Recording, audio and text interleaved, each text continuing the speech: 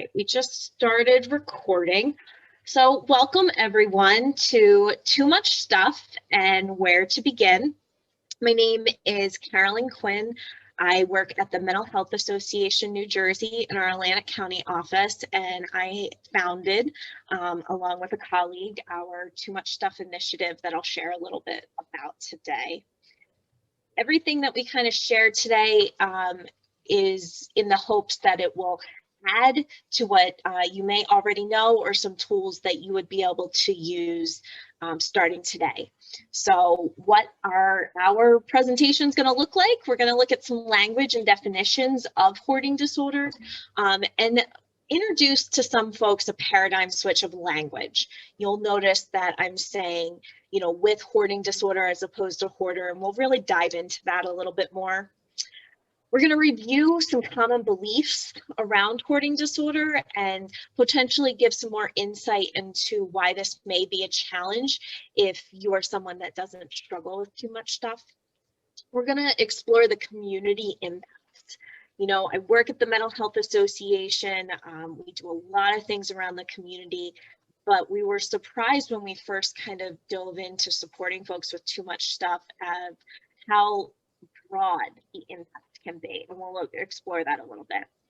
We'll identify some of the best practices to support someone with too much stuff or hoarding disorder and kind of review some evidence-based measurement tools around volume and risk management.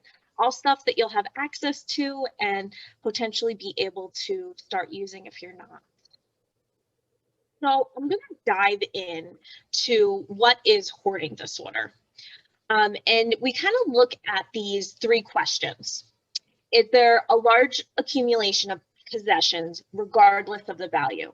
In previous definitions, when initially doing some research around hoarding disorder, there was a belief that there had to be no value. And what they found was that there can be folks with amazing collections, but unfortunately, maybe not enough room, and it's not safe to be around these collections, but amazing collections that may be worth some money. So we're really, keeping in mind that it's we're not looking at value anymore is what we've learned. Another question around hoarding disorder is, are there rooms that cannot be used for their intended purpose due to the volume of possessions? One of the examples I can give around this is if you have someone who lives in a home with more than one bathroom. We had a client years ago who was able to use the toilet in one room, use the sink in the kitchen, and use the shower in another bathroom, but could not do all three in one bathroom. So really looking at that intended purpose. We see a lot of folks struggling to use their bedroom and end up potentially sleeping somewhere else. And we'll get into a little bit of why the bedroom might be one of the first places that somebody might be struggling to use that room. And then the last question around identifying if this is hoarding disorder is anyone experiencing distress or impairment in functioning caused by the clutter? And so an individual struggling with too much stuff may or may not experience distress or impairment. However, maybe myself or you might be. So if you say yes to all three questions, it's reasonable to conclude that there are hoarding related concerns that could and should be addressed. The Hoarding disorder was added to the Diagnostic and Statistical Manual in its 5th edition, and it pulled hoarding disorder out from under obsessive compulsive disorder, really recognizing that somebody can be struggling with hoarding and not fall under the criteria of obsessive compulsive disorder. And as they did this, they really, started to find that we're looking at maybe up to 5% of the population struggling with hoarding disorder. If you're down here in Atlantic County, that's over 13,000 folks just in our county alone. And we're kind of a small county when you look at population in New Jersey. So according to what the research is saying, there's tons of folks out there desperate for help. And, you know, there is still a lot of stigma around hoarding disorder. I don't know about you, but I would say that probably, you know, the first time I heard about it previous to, you know, going to college and learning about, you know, disorders is probably the shows that started to pop up around hoarding disorder. And although those shows gave us a lot of awareness, it also added a lot of shame. And so individuals that potentially did not feel like they, you know, their life was being mirrored in these shows, they didn't feel like they could come forward. And I bring up these shows to bring us to our next slide here about squalor. So there is a difference in hoarding and squalor. And a lot of those shows would really capitalize on squalor because that's really this degradation from neglect or filth. And that's where you're seeing rotting food, human or animal waste, infestation, mold, health hazards. And so that can kind of be sensationalized a little bit more than potentially stuff. So, you know, cluttered living can exist with or without poor sanitation. So, you know, keeping that peace in mind that there are many folks that live with hoarding disorder that do not live with squalor. And there are a lot of folks that live with squalor that do not live with hoarding disorder. And then there's some folks that live with both. And how you go about supporting someone with hoarding disorder versus squalor is different because you are really looking at health hazards when we're looking at squalor. You know, we're not going to really dive into today folks struggling with hoarding disorder and the collection of animals, but I don't believe that there's known cases out there with animal hoarding that doesn't include squalor. However, animal hoarding is not very well studied, or is it that they're finding that there's tons of cases out there? What I can tell you is that my rescued Springer Spaniel came out of a hoarding case with animals. So, you know, it's out there, and I think we're still learning as a community what to do about it. So as we go forward, I want you to kind of close your eyes and imagine for a moment what the community as a whole tells us about hoarding. What are these messages out there that are kind of expected for us to know about hoarding? And as you think about it for a second, I'm going to put this slide up here, and you'll see dirty, lazy, messy, pack rat, you know, dumpster diver. Why don't you just get rid of it? You know, smelly. Even hoarder itself can be some of this language that we hear in the community that very much can push folks away from getting help. You know, if you had diabetes and you were hearing some really ugly language around people living with diabetes and you assumed everyone thought that, would you even see if there's help? Would you feel like there could be hope for a better tomorrow? Maybe not. And so one of the biggest things that you can do today to change our culture, our community, and hopefully reduce the stigma around too much stuff is changing your language.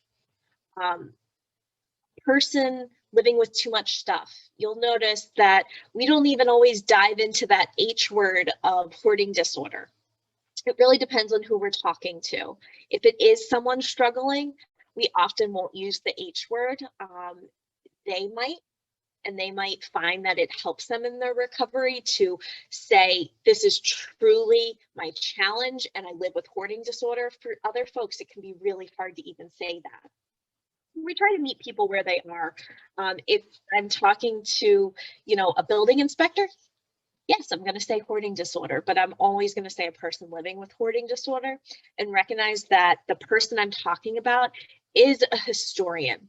is a collector, is a saver, is someone who has a lot of creativity, has potentially beautiful collections of things, and their kind of limit of what is too much might be skewed. You know, we all have a limit. Maybe during the pandemic, we changed what that limit was around toilet paper, but we all kind of had this limit of that's enough stuff. That's enough shoes. That's enough toilet paper. And some folks that live with too much stuff, their kind of cutoff is potentially not what you see the general public have. It might be a little bit skewed. But one thing I just hope that everyone will take away today is that you can change your language and start saying a person with too much stuff, a person living with hoarding disorder, and that can make all the difference. And, you know, especially, you know, when you're out in the community, you might not ever go to, you know, your church buddy's home, your, you know, neighbor even. Maybe you never go in, you see them on the street getting mail, you chat, and you're, you know, breaking leaves in the fall. Maybe you've never gone inside, and you might not know what's behind those closed doors. So every opportunity to change our language can make a big impact in someone's life. Whether it be that you're educating someone else and they then continue on, or that the person you're talking to actually might struggle with too much stuff. So as we kind of, you know, think about this, and you might start to be struggling to understand, like, okay, I'll change my language, Carolyn. Let's, you know, try and get people some help, but I just don't get it. Why is someone's cutoff for what is enough so different than mine? And I want you to picture something that is extremely meaningful, special, sentimental to you. It could be a collection of things that you like, you know, baseball cards or memorabilia. It might be, you know, picture books of family. It might be something from, you know, a parent or a child, but an item that's extremely important to you. And really think about that item, picture it in your head, think about all the nuances and colors and texture of this item. And then imagine I say, oh, Carolyn, I want to help you. I'm just going to take this item away and get rid of it so you can live in a safe, healthy home. Not many of you are going to potentially whack me in the head. And it's okay to admit that, because this is something that is extremely important to you. It's identifying you as a person.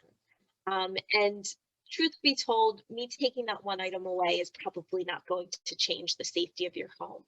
However, if you struggle with too much stuff, most folks often feel the way that you're feeling about that one sentimental item about most of their possessions. And so having items potentially cleared out when they're not home or they're not aware of clean outs, what we see on those TV shows, can be so traumatizing because they have now lost all the control of the items that are meaningful to them. They truly believe that these items, you know, remind them of something, somebody might need it one day, have a really strong connection to them, and now they don't have that anymore. And although many of you might say, yes, you know, these pictures are so important to me, but if there was, God forbid, a tornado tomorrow, I could still be okay without the items.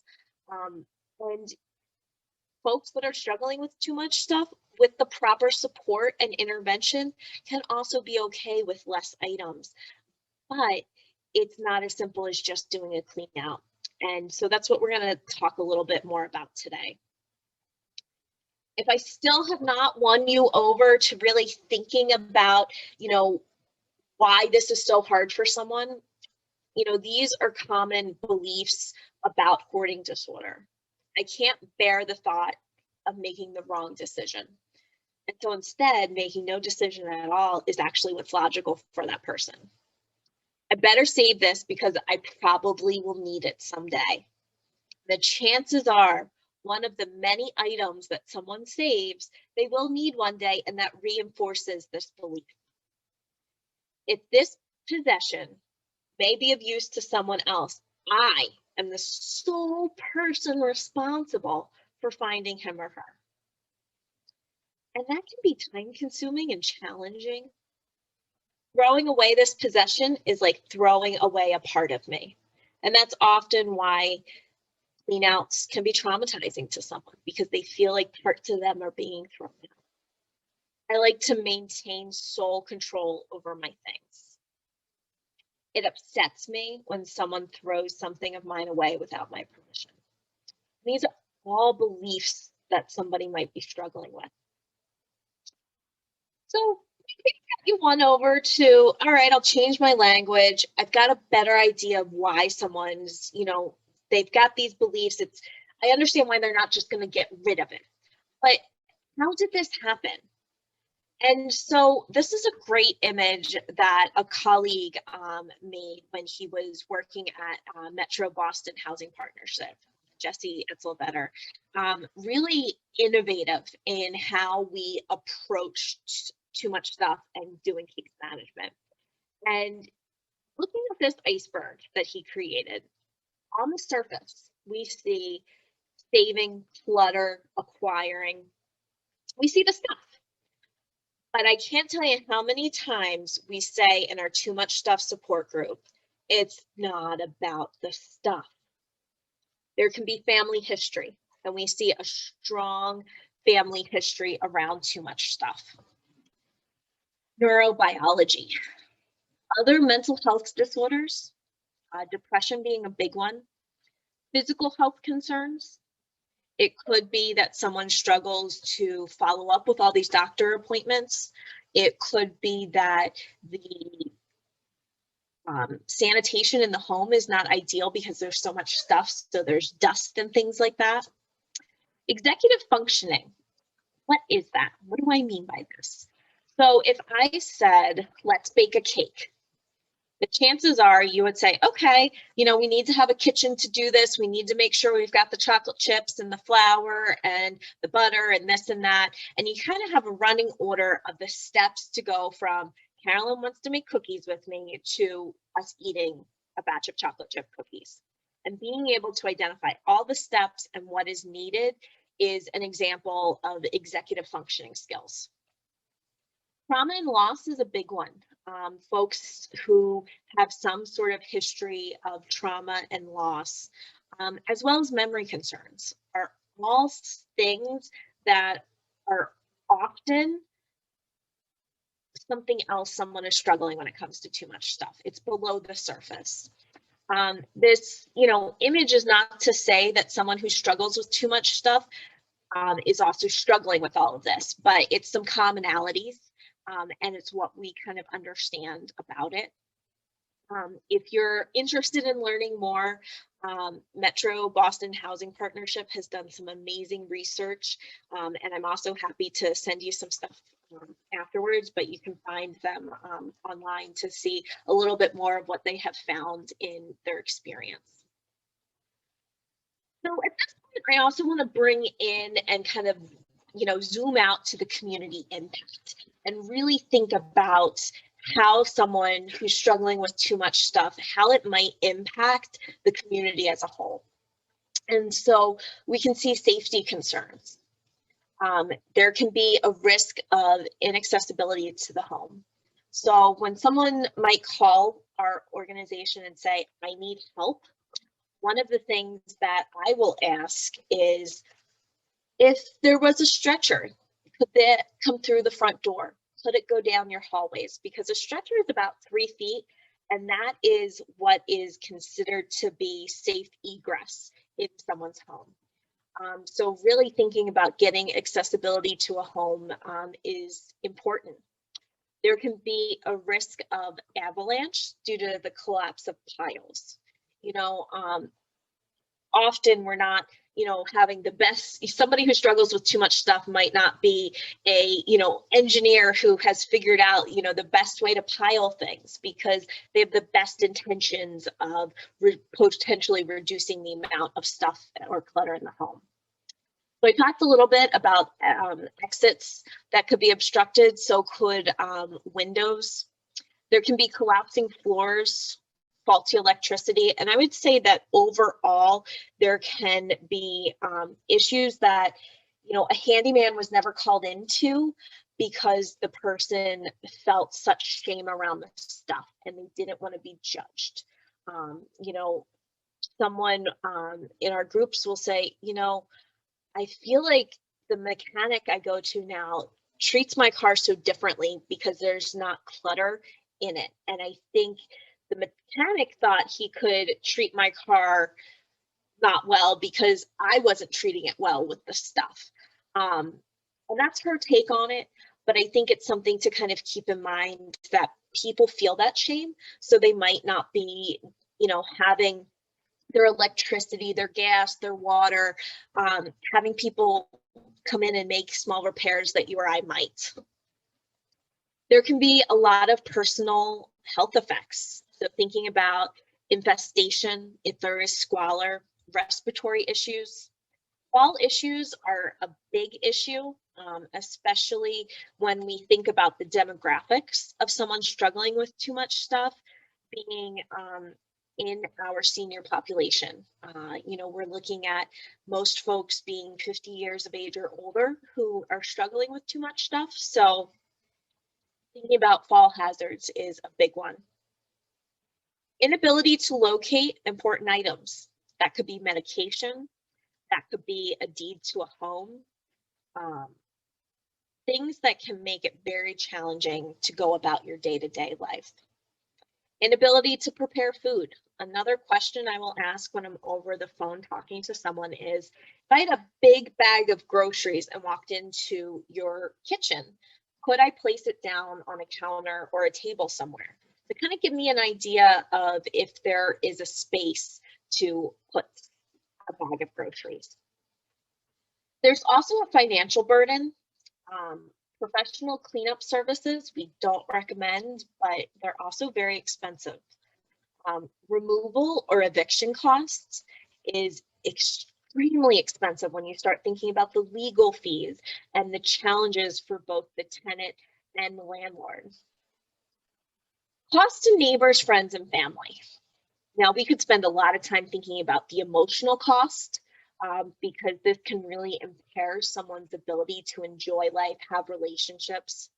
There's also a cost to the community when it comes to safety.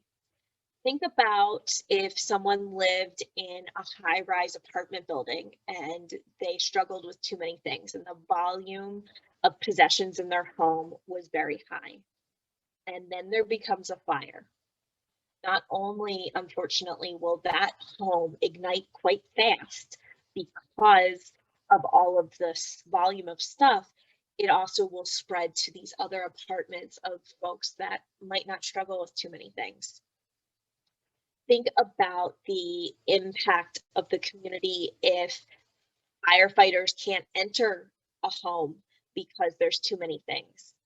Think about the medical impact that folks can experience. So there's so many different levels to how too much stuff can affect the community and why it's so important to talk about this on a community level, because it truly it's going to require everyone in the community to, you know, help someone. So if I kind of brought you into this is a real problem, you kind of understand that this can truly affect someone, and now you're like, I want to do something. One thing to keep in mind is we're still going to change our language, but another thing is if you are talking to someone with too much stuff, and the chances of someone talking to you with too much stuff, now that you've changed your language and you have some empathy, is much higher. So you can gather some information. You know, has anyone ever expressed concern about your safety due to the volume of possessions in your home? And this question, obviously ask it to a degree that's comfortable for you, but this question is something that we now ask on any intake to any of our programs at the Mental Health Association. And through our Atlantic County Hoarding Task Force have encouraged many other agencies to add this to their intake process. Because we're asking in a non-judgmental way, and it's not even a space for the person to say that they have concern. It's, has anyone ever expressed concern? And you'll be surprised about, you know, kind of what you hear from that. Another, you know, kind of question, do you have any concern over the number of items in your home? And, you know, that could be that you were welcomed into someone's home and you're surprised by the amount of clutter. It could be a family or friend that you're, you know, trying to, you know, bring this conversation up. You know, ways to support someone. First and foremost is to say, I am concerned about you.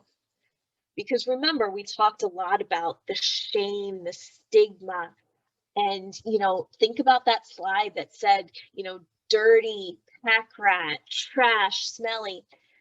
Often folks that struggle with too much stuff assume that is how people see them if they find out that they live with too many things.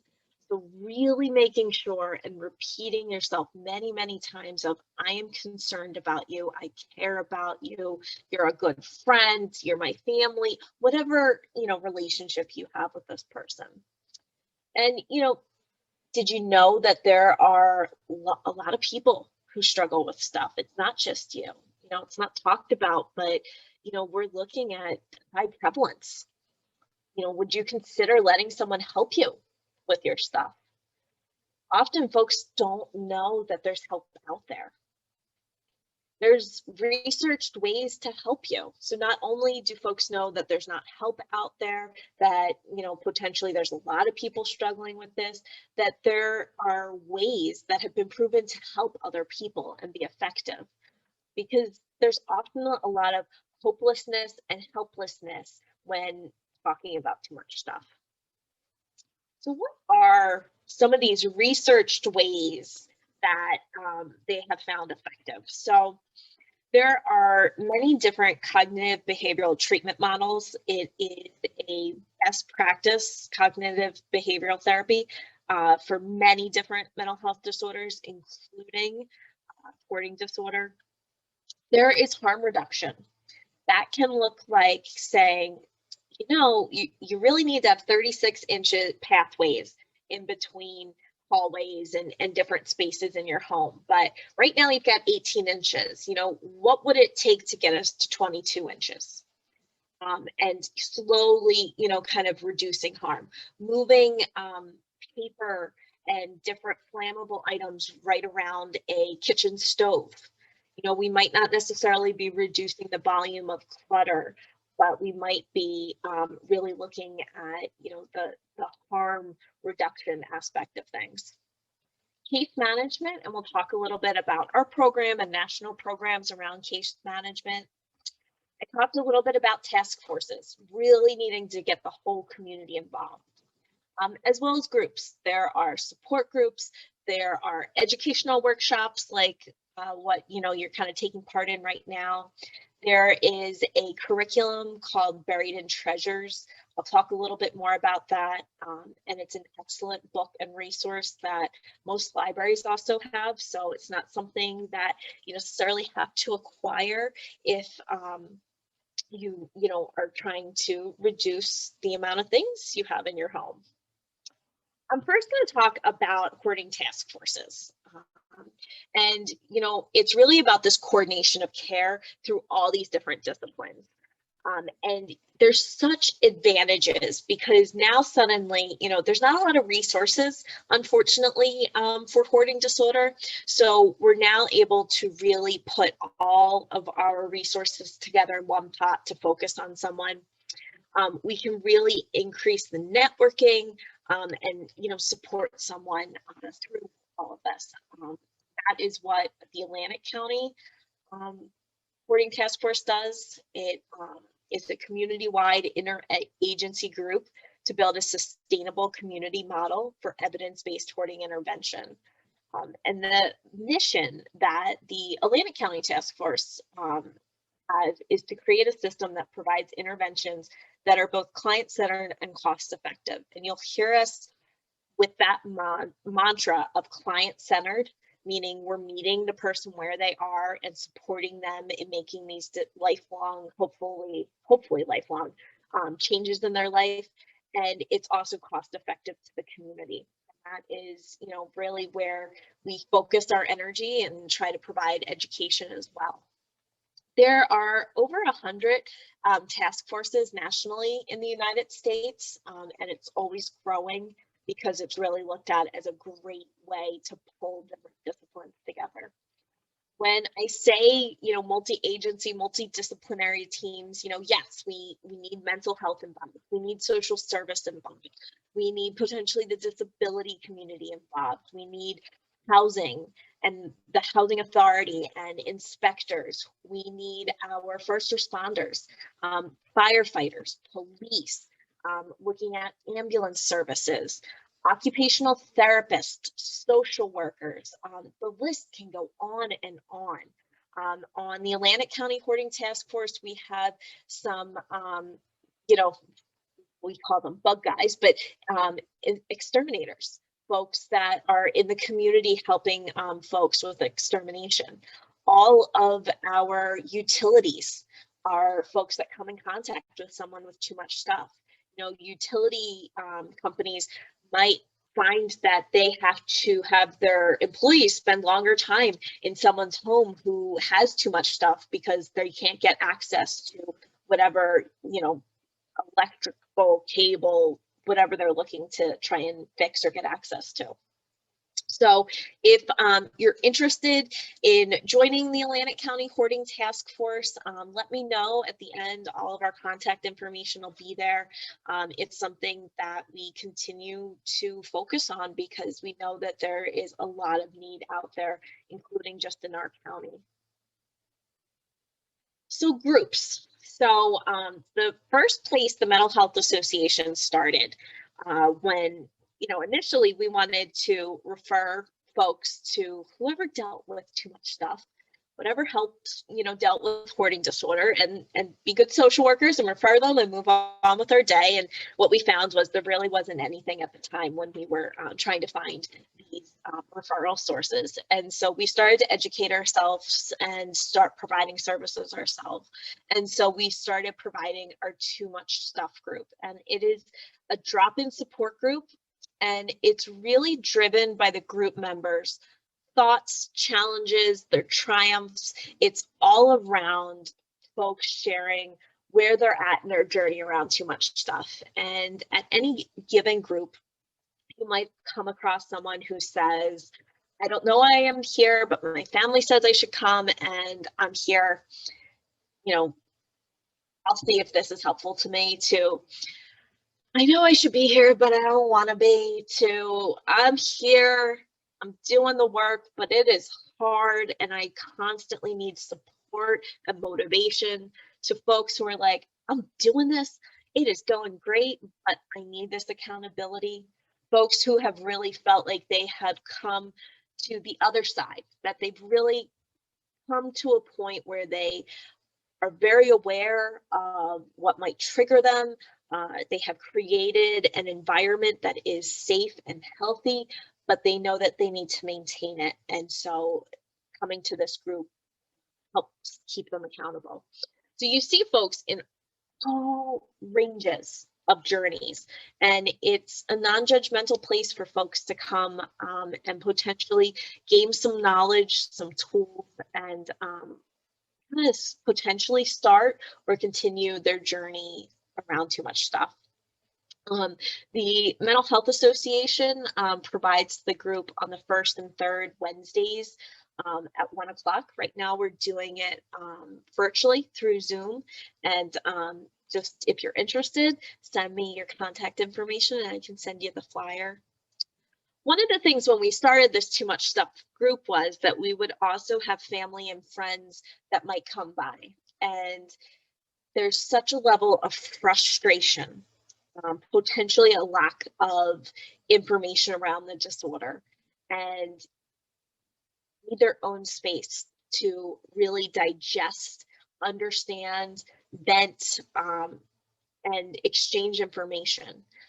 because having someone who says, I just wish so-and-so would get rid of it can be extremely anxiety provoking to someone who is just learning to, really start to work on their problem.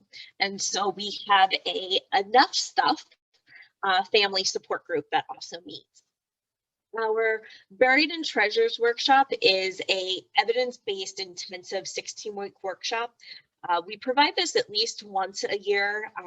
We, because of the pandemic, actually started doing it virtually, and we're able to help folks across the state, not just folks that would come to our Atlantic County office, which was super exciting. To our knowledge, we are the only organization in New Jersey that provides this workshop. It has been proven to be just as effective, if not more effective, than very clinical, intensive researched, interventions. However, it's much more cost effective. We do follow a very specific facilitator's guide, and it's all based on the Buried in Treasures book. But, the really cool thing about this is the workshop was co-written by someone who struggles with too much stuff. He identifies as a finder keeper. His name is Lee Shore, and he has really done some amazing work in sharing his own journey with too much stuff and trying to reduce that stigma and, really inspire folks that, you can get better. He continues to work on it, but he is quite proud of the progress that he's made in his home, and there's a lot to be said for that. So those are just some examples of groups.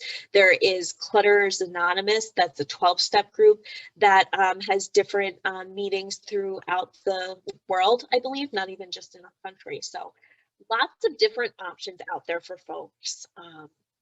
Another option is home-based services. And this comes back to my friend and colleague, Jessie Etzelvetter from Boston, who really studied some hoarding intervention models. We are a replication site of the work that they do there. And it's about harm reduction techniques, a lot of cognitive behavioral strategies, really providing some motivational interviewing techniques as well. I know I'm saying a lot of lingo that's very clinical. What I can say is we are working in the home. It's very hard to deal with a problem in an office where the stuff's somewhere else. And so it's really been proven that you got to be in the same space. And so as we are coaching folks to make these decisions about their stuff, set these goals, you sort through their possessions with goals to reduce the volume. There is a lot of emphasis placed on helping participants do this work. So you can see, my picture here, we encourage folks to set a timer for about 5 minutes, have a pile of items, and quickly, think about, is this something I want to keep? Is this something I'm not sure about that maybe pile, or something I need to discard? And quickly sort through and make these decisions. And there's rules folks can set, like paperwork that is more than a year old, or an item that I haven't used in the last year, or something that is broken, or if I have more than one of. Everyone's going to have different and what works for them, and it's really about helping the person determine what treasures. Remember, that book was called Buried in Treasures. What treasures they want to keep to be able to find. It's not about just getting rid of their stuff. It's about helping them identify the stuff that's important to them, and they'll be able to find it and use it and enjoy it because they're also reducing the volume of stuff through sorting. So a little bit about home-based services. And I want to share with you some of our success, because at this point you might be like, this sounds too good to be true, Carolyn. So I have permission to share this, these photos. This is Lola. That is one of our clients who gave us permission to share these photos. We said, well, we're not going to refer to you by your real name because, we want to keep your identity protected, but what would you like us to call us? And immediately she was like, Lola. So this is Lola. And this is one of the first folks that I started working with and had gone to these conferences and trainings and, heard all this great stuff that I just shared with you and thought, oh, I mean, it sounds good, but, and so this was Lola's bedroom. It can be overwhelming to even think about what you're looking at because I'm going to show you some after pictures, but you've got a bureau here. You have, the corner of a bed. There's a window here. There's another window over here. You can kind of see some light. This is another picture of stuff at the foot of the bed. You see a little bit more of kind of like there's a window here. There's actually a sliding glass door over here. I'm really hoping you can see my cursor in this. And then here's our closet. And this one is October of 2015. I now have an after of Lola, and this is March of 2016, so about 6 months later. I will tell you that I've never seen someone work as fast as Lola. Her level of readiness, her time, her abilities was all just a perfect storm.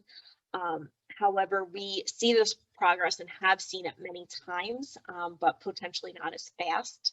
We will say that the stuff didn't get there overnight and it's not going to go away overnight. But you can now see we've got a window, a bureau, another window, a bed. There's that sliding glass door I was talking about, the closet. We didn't even know what was on this other side of the bed because we just couldn't see it. And so this is when we started to think like, oh, we might get something. And if this helped Lola, who else could it help?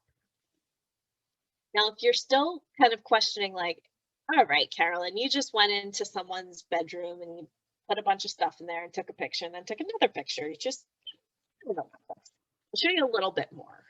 And this is kind of some of the how. So this is about a little bit a month later from us working with Lola, and you can start to see that we've got the foot of the bed. We can get a little bit around the bed now, get to the bureau, open those drawers. You might also notice some painter's tape, and that is a technique that we use to visually remind someone that they've cleared this space. Any horizontal surface, whether it be a table, a chair, the floor, can just be a clutter magnet. And so having that visual reminder of, hey, you worked really hard to clear this space. Do you really want to just plop something here and lose the headway you've made? You can also see in these next two pictures, sorting sessions, that case management that I was talking about, that coaching. And so you see a 1 hour before sorting session and an after. And you might be like, oh, I see that pink bag in both spots. There's still some boxes, but you got to look closely to see the change. Sometimes the impact might be small, but it's incrementally, doing this work day after day. We talk to our clients about you got to be sorting and maintaining the spaces that you've sorted every single day. For Lola, that was very possible. For other folks, it's very hard to do every day. And so the progress is a little bit slower. It's really about changing mindsets, creating new habits, and, making these changes. So I'll go back a little bit. Just again, this was our before picture. So you can, again, if you were just trying to take it in a little bit further, and just a second, I'll go to after. Then what we got there, I will show you one more because I just love bragging about our clients that have done some amazing stuff. This is Scarlett. She continues to work on her stuff to this day. You can see the picture in September, and then 3 months later. So not as much progress as maybe you saw in the other images, but a lot of progress. You know, you can start to see, oh, wow, we can potentially work towards getting into that closet. There's a beautiful bureau there that we didn't see before. And so it's slow changes over time. I can report that Scarlett's, her bedroom is now at a safe place. We measure stuff through the clutter image rating scale. And so, you know, really looking at what is too much stuff, because my definition of too much stuff, your definition of too much stuff, maybe Martha Stewart's definition of too much stuff and what a beautiful home looks like is all different. We need to have some shared language. And so having the clutter image rating scale can be really important. If you have an Apple phone, there's also an app. Unfortunately, there was only funding with Apple, so I think we're still waiting on a Samsung app, but you have access to these images, as well as the clutter image rating scale is something anybody can have access to, and with very little training can start to use. You know, really, you know, channeling in on where the stuff kind of falls in relation to a window, you know, and what someone is seeing. You know, we'll also ask our clients, you know, what do you think this room is on? To really give them an opportunity. You know, if we are seeing between a 4 and a 5 and they say, you know, like a 1 or a 2, I notice there's some insight issues. At the same time, I might ask them and they'll say, oh, an 8, no, definitely a 9. Quite often, it's very hard for someone to get to a 9 because you have to be very strategic with getting so much stuff in one space. And so you'll often see kind of between a 5 and a 7 is a lot of our clients will have a couple rooms at least in that area that are really struggling. Here is Scarlett 1 year later. So, you know, we got to a spot where she was in a much safer place. She was able to get access to her bed. She found a desk here, but she still has some work to do. Since then, this pile of stuff has also gone, and she is able to create art, which is also very important to her. The other tool that we use is the homes, and that is really where we look at risk assessment. So we don't want to up our level of volume. This is based on the risk of the stuff. We also want to look at the health and safety, and this is where someone can do that. So kind of lots of different tools there. I know that we're running short on time, so I just want to thank everyone for tuning in. All of our contact information is there, and would love to hear from folks that might need some help. And that's it.